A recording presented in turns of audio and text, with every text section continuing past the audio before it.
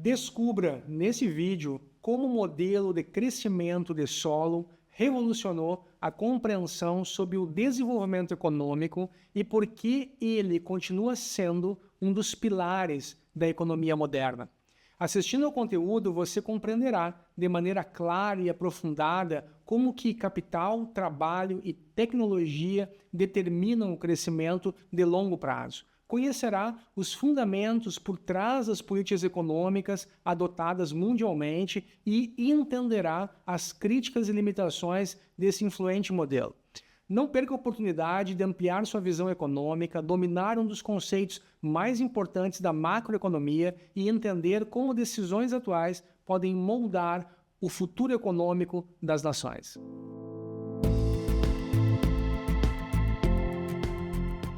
Olá, sou Rafael Desconze, seja muito bem-vindo no canal. Se você é novo por aqui, prepare-se para conteúdos valiosos sobre finanças, investimento e economia. Antes de começar, não deixe de se inscrever para não perder nenhuma novidade, deixe seu like se estiver gostando e compartilhar suas opiniões e sugestões nos comentários. Sua participação é muito importante para que possamos continuar crescendo juntos.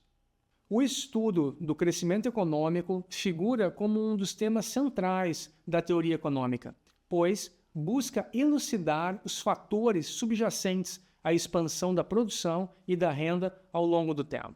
Entre as contribuições mais influentes e duradouras nessa seara, destaca-se o modelo de crescimento de Solow, ou modelo neoclássico de crescimento.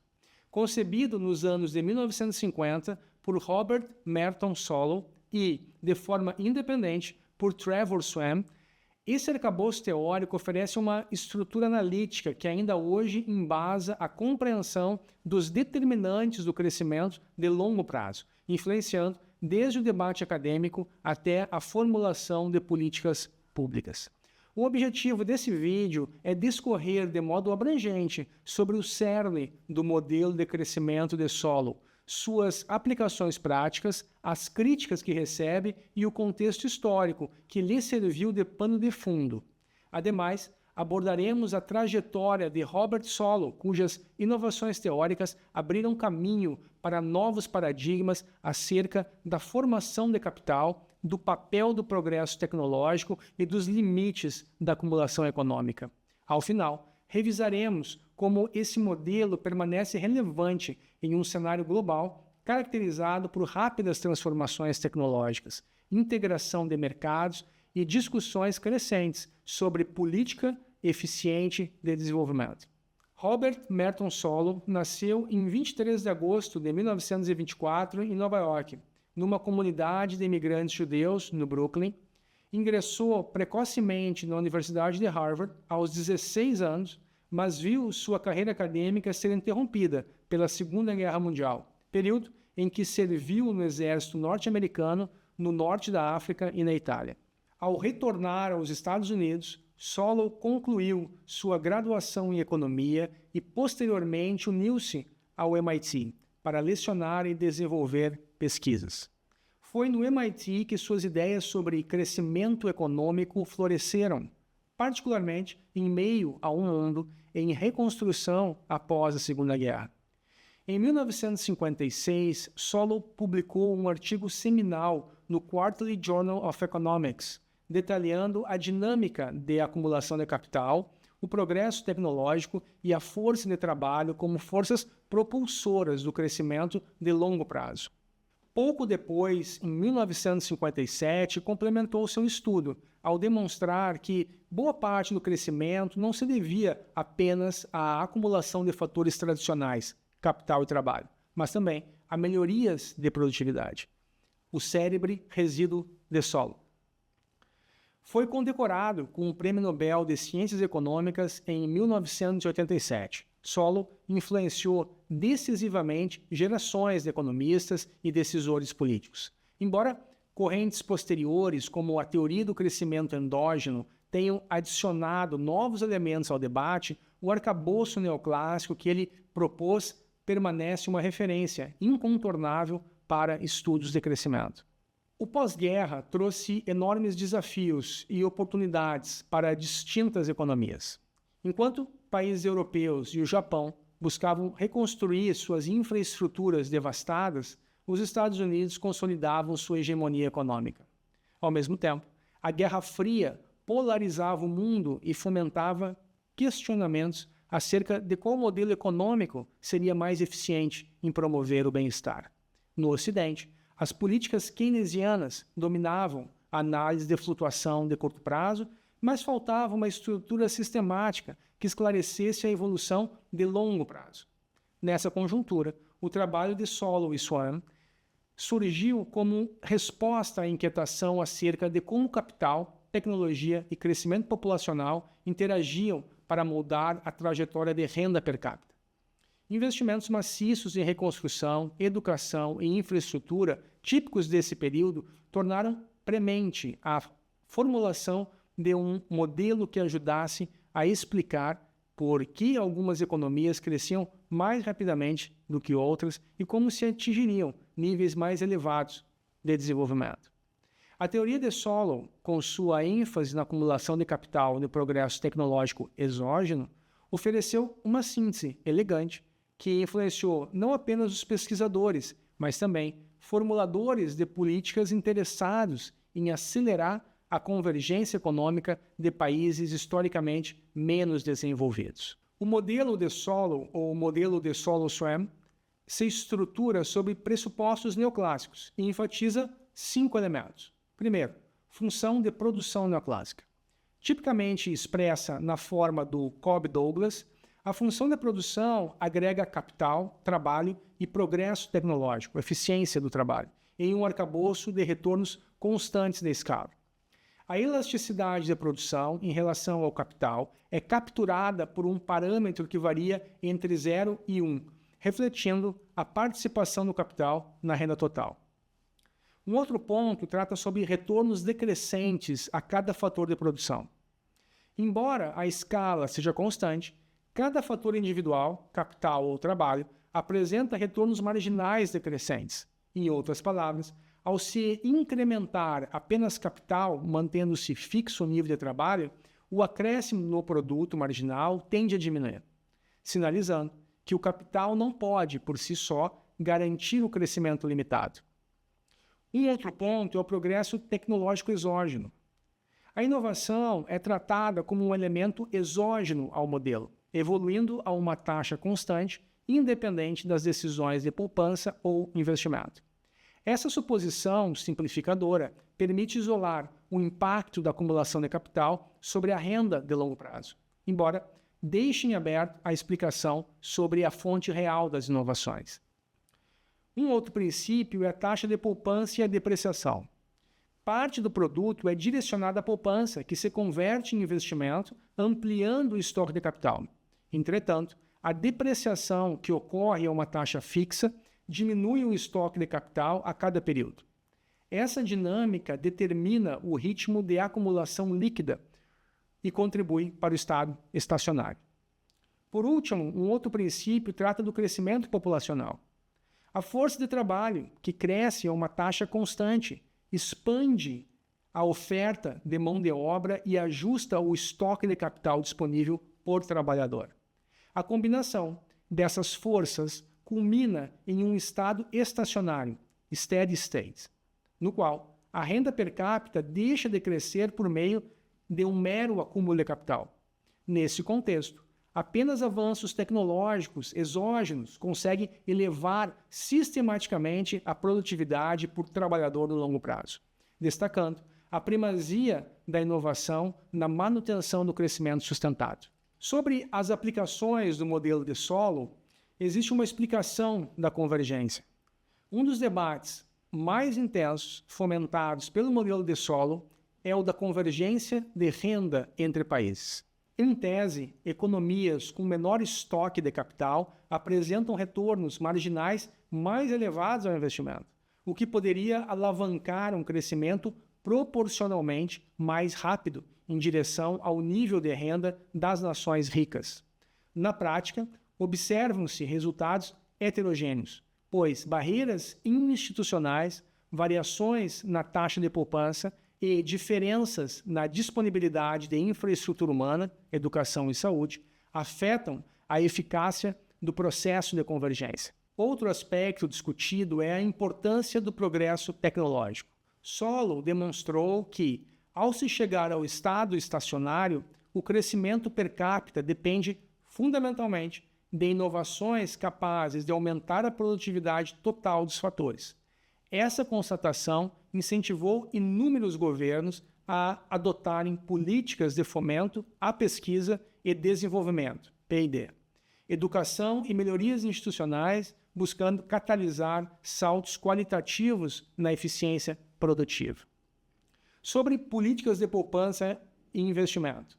A poupança, tanto doméstica quanto externa, adquire papel de destaque ao determinar a taxa de acumulação de capital. O modelo sugere que níveis mais elevados de poupança podem acelerar o processo de crescimento até o estado estacionário. Embora exista um ponto ótimo, a chamada regra de ouro do capital, que equilibra a formação de capital e o consumo presente. Na prática, muitos governos utilizam essa orientação teórica para justificar a atração de capitais estrangeiros ou a adoção de incentivos à poupança doméstica. Há também análises de impacto sobre essas políticas públicas. Diversas simulações de políticas fiscais e tributárias se apoiam em variações do modelo de Solow para avaliar os efeitos de mudanças na taxa de poupança, na tributação ou no gasto público sobre a renda per capita de longo prazo. Apesar das simplificações inerentes, esse exercício fornece uma referência quantitativa para gestores públicos que almejam prever os desdobramentos macroeconômicos de suas ações. Sobre as críticas e limitações do modelo. Primeiro é o progresso tecnológico exógeno. Se, por um lado, isolar a tecnologia como variável exógena facilita a análise do papel da acumulação de capital, por outro, negligencia o fato de que inovações emergem de processos endógenos, por exemplo, investimento em capital humano e P&D. Teorias de crescimento endógeno capitaneadas por Paul Romer e Robert Lucas Jr. buscam dar respostas mais abrangentes ao incorporar a inovação como resultado de decisões econômicas e incentivos de mercado. Um outro tema são os aspectos institucionais e sociais. Fatores institucionais, estabilidade política, segurança jurídica, nível de corrupção, entre outros, exercem impacto significativo na capacidade de um país de alocar recursos de forma eficiente. O modelo neoclássico, em sua formulação original, abstrai tais elementos, o que limita a sua aplicabilidade em contextos onde instituições frágeis prejudicam a acumulação de capital e a adoção tecnológica. Um outro tema discutido é a distribuição de renda. O modelo de Solow aborda a renda per capita agregada, sem contemplar a forma como o produto é distribuído internamente. Assim, as disparidades salariais, a concentração de riqueza e outros indicadores de desigualdade permanecem fora do escopo, restringindo a análise de bem-estar social. Da mesma forma, há ausência de setores heterogêneos.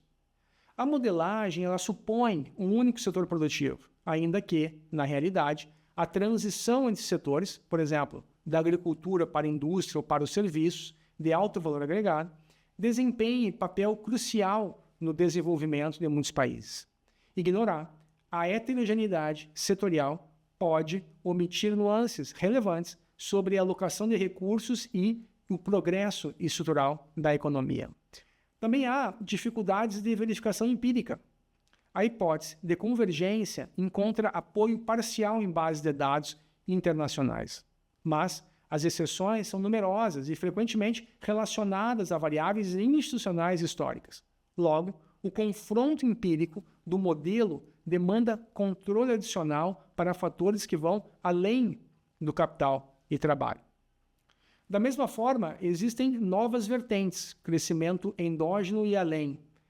Com o florescimento de teorias do crescimento endógeno, o foco deslocou-se para a análise de como o investimento em conhecimento e capital humano pode gerar taxas de crescimento que não necessariamente se estabilizam em um estado estacionário.